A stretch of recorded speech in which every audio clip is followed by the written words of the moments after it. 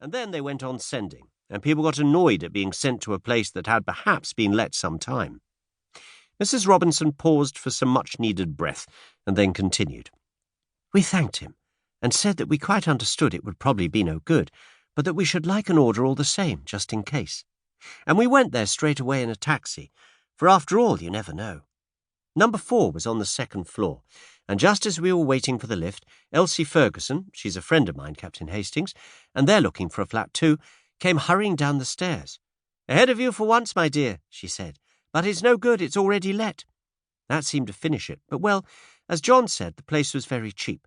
We could afford to give more, and perhaps if we offered a premium. A horrid thing to do, of course, but I feel quite ashamed of telling you, but you know what flat hunting is.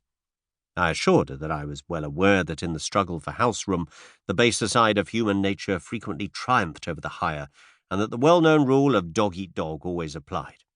So we went up, and would you believe it, the flat wasn't let at all. We were shown over it by the maid, and then we saw the mistress, and the thing was settled then and there. Immediate possession and £50 for the furniture. We signed the agreement next day, and we are to move in tomorrow. Mrs. Robinson paused triumphantly. And what about Mrs. Ferguson? Asked Parker. Let's have your deductions, Hastings. Obvious, my dear Watson, I quoted lightly. She went to the wrong flat. Oh, Captain Hastings, how clever of you, cried Mrs. Robinson admiringly. I rather wish Poirot had been there.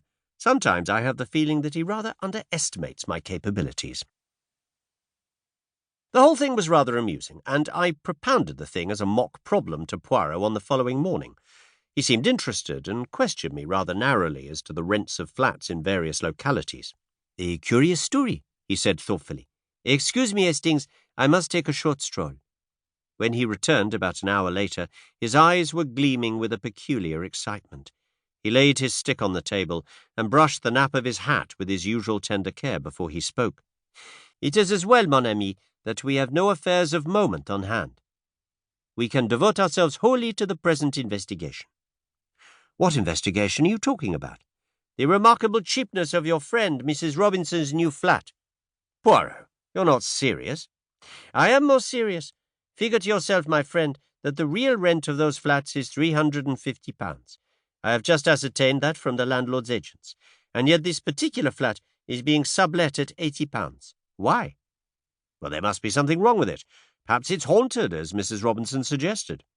Poirot shook his head in a dissatisfied manner. Then again, how curious it is that her friend tells her the flat is let, and when she goes up, behold, it is not so at all.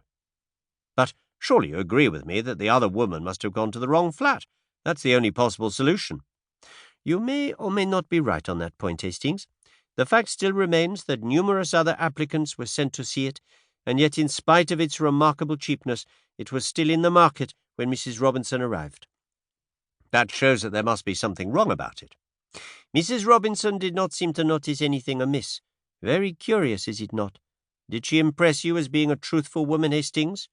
She was a delightful creature. Évidemment, since she renders you incapable of replying to my question. Describe her to me, then. Well, she's tall and fair. Her hair's really a beautiful shade of auburn. Always you have had a penchant for auburn hair, murmured Poirot. But continue. Blue eyes and a very nice complexion, and well, that's all, I think, I concluded lamely. And her husband? Oh, he's quite a nice fellow, nothing startling. Dark or fair?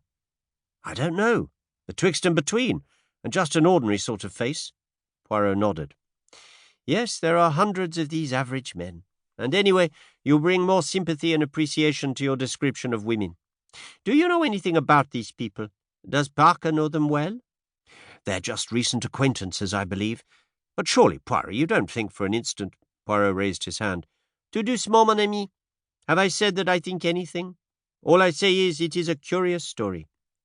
And there is nothing to throw light upon it, except perhaps the lady's name, Hastings? Her name is Stella, I said stiffly. But I don't see— Poirot interrupted me with a tremendous chuckle.